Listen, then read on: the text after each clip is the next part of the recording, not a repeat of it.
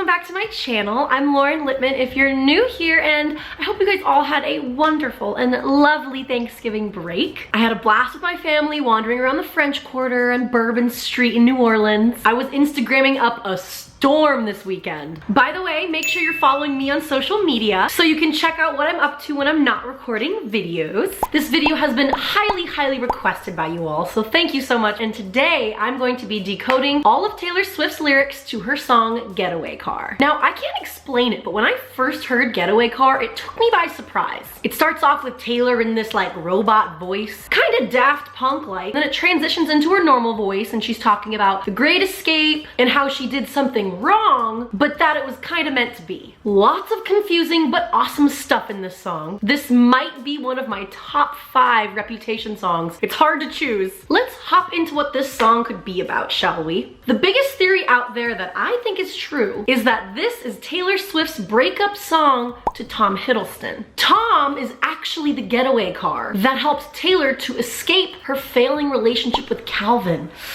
Ooh, lots of tea to be spilled here, people. Let's start with the lyrics. It was the best of times, the worst of crimes. I struck a match and blew your mind, but I didn't mean it and you didn't see it. Now, whether she meant to or not, she probably meant to. This is a reference to the opening lines of the famous novel A Tale of Two Cities. The book starts with, it was the best of times, it was the worst of times. It was the age of wisdom, it was the age of foolishness. Now, I could very easily be stretching things, but this does sort of seem to fit. When you're dating someone, anyone, it could definitely be seen as a time of foolishness as well as a time of wisdom, especially when it's one of the most highly talked about jet-setting romances of the summer. But hey, it looked like fun. When she says struck a match and blew your mind, I think she's talking about the spark between them that just suddenly caught on. Possible, it's possible. The ties were black, the lies were white, in shades of gray and candlelight. I wanted to leave him, I needed a reason. Oh, that's probably one of my favorite lines in the entire Reputation albums. The ties were black, the lies were white. It's so good. That just paints like a really nice picture in your head. A huge fancy room full of every celebrity on the planet. And when she says shades of gray, remember her outfit from the Met Gala? Duh. The theme of the 2016 Met Gala was Manus Ex Machina. Machina? I don't know. Fashion in the age of technology. So basically everyone that night was wearing silver, metallic, or shades of gray. No relation to the movie, I think. She says, I wanted to leave him, I needed a reason. Ooh, girl, we have all been there. Staying in a relationship longer than we should have because you kind of know you're doing yourself a disfavor by staying in it. It can get messy quick, that's for sure. X marks the spot where we fell apart. He poisoned the well, I was lying to myself. Man, I think I need to make a video called My Favorite Lyrics from the Reputation album because Getaway Car is winning. First of all, she says she sees in her head where and how her relationship slowly broke down. Like, X marks the spot. And when she says he poisoned the well, ooh, I relate so personally to this line. He poisoned the well, I was lying to myself. Man, Taylor, I don't know how you're able to explain these kinds of situations so well. Kudos to you. You ever been in a relationship that you shouldn't have been in, or stayed in one longer than you should have stayed? Like, maybe if I keep this charade up, things will go back to the way they used to be. Ha ha ha, everything's fine when it's not. He poisoned the well. He poisoned your pure source of drinking water, and you're just kind of lying to yourself about it. The thing with poison is that it might not kill you right away, but once something is poisoned and you keep drinking from it, you slowly become poisoned yourself until you either can't take it anymore or you die. Kind of a morbid explanation, but Taylor, your poetry is just amazing. Moral of the story, don't stay in a relationship that you know is wrong for you. If you know you can do better and you deserve better, GTFO.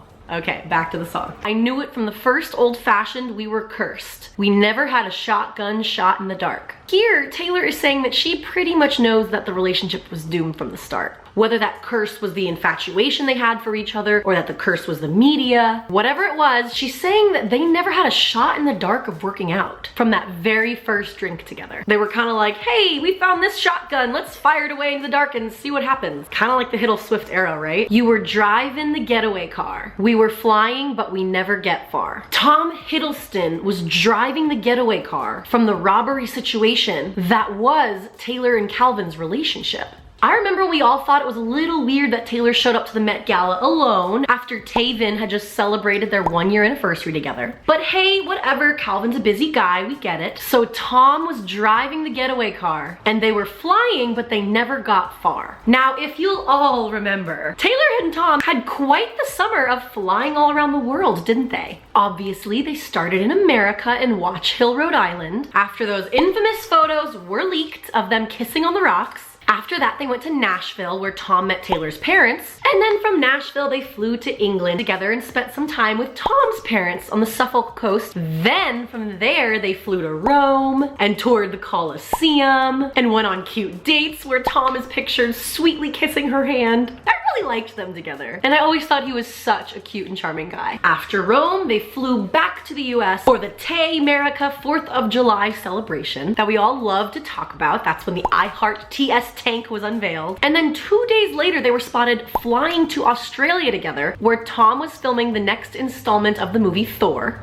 That's a lot of flying and togetherness all at once. And of course, during this time, Tom was doing all these press tours and interviews for his new movie. And of course, interviewers could not help themselves with asking him about his relationship with Taylor. Tom always politely dodged the questions by saying things like, hey, could we get back to my work, or could we get back to the film? Until one time, he finally gave us a satisfying answer. He was chatting with the Hollywood Reporter, and after some charming stammering and stuttering, he said, how best to put this? The truth is that Taylor Swift and I are together, and we're very happy. It's not a publicity stunt. And people who keep saying that it was a publicity stunt makes me really angry. Like, no, people are allowed to date just as much as they're allowed to break up. If she wants to have a summer fling and go to Rome, you better believe she's gonna do it. Okay, long explanation, but basically she's saying we were flying, but we never got far because paparazzi and fans all over the world were very careful and made sure to snap photos of them everywhere they went to kind of bring them out of this fairy tale in the clouds romance that they were trying to have. Then she says, don't pretend it's such a mystery. Think about the place where you first met me. Here, she's coyly speaking to the man that this song is to, and is saying, I'm sorry, but look at how you met me. It shouldn't be a mystery to you why we ended. We started our relationship pretty recklessly. I should have known I'd be the first to leave. Think about the first place you met me. Like, she knew that their relationship didn't start on the healthiest of terms, and that's obviously not a great foundation for a long-lasting relationship. So she kind of saw it coming. It was the great escape, the prison break, the light of freedom on my face. But you weren't thinking, and I was just drinking. She's talking about how great it felt to be free of her prison-like relationship with Calvin. Whew, that's intense. Talking about the light of freedom on her face and how liberating that felt. But then again, she's foreshadowing by saying, but you weren't thinking too hard about it, and I was just enjoying the view, drinking a cocktail. He was running after us, I was screaming, go, go, go. But with 3 of us, honey, it's a sideshow. And a circus ain't a love story, and now we're both sorry. Ooh, this verse has some great imagery painted in there. I can just like totally see this scene in my head. The whole song, she is singing to someone, referencing a he. I think she's singing to Tom and referencing Calvin as the he. Calvin was running after us and I was egging you on, saying go, go, go, keep going, keep driving. But obviously 3's a crowd. It becomes a sideshow, especially for someone like Taylor Swift. She calls this little triangle a circus and says that's not a love story and they're both sorry. To me, this part is like a self-explanatory verse about how their relationship started and ended.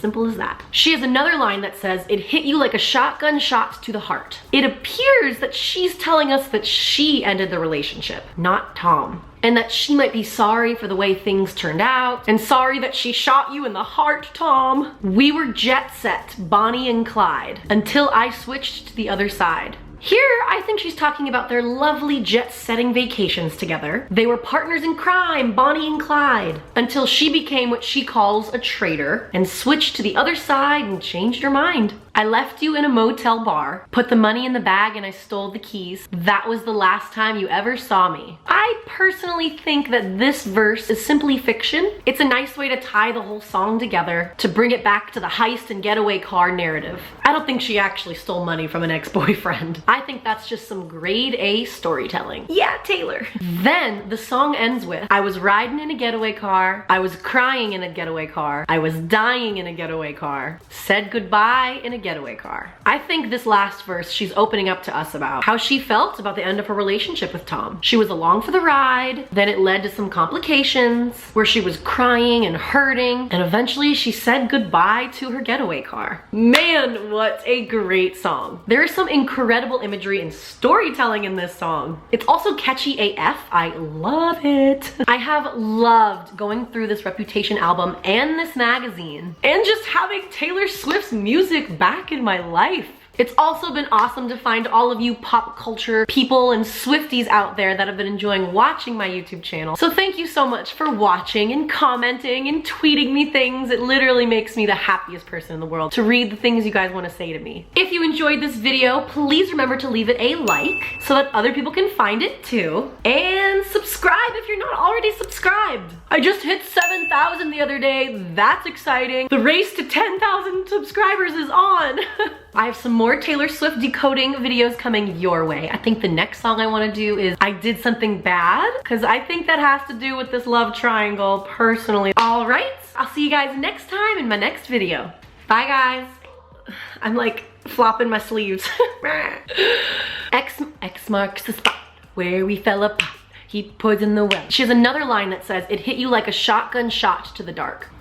Wow, it is so loud outside. Do you hear that plane? Why now? Whew. Girl.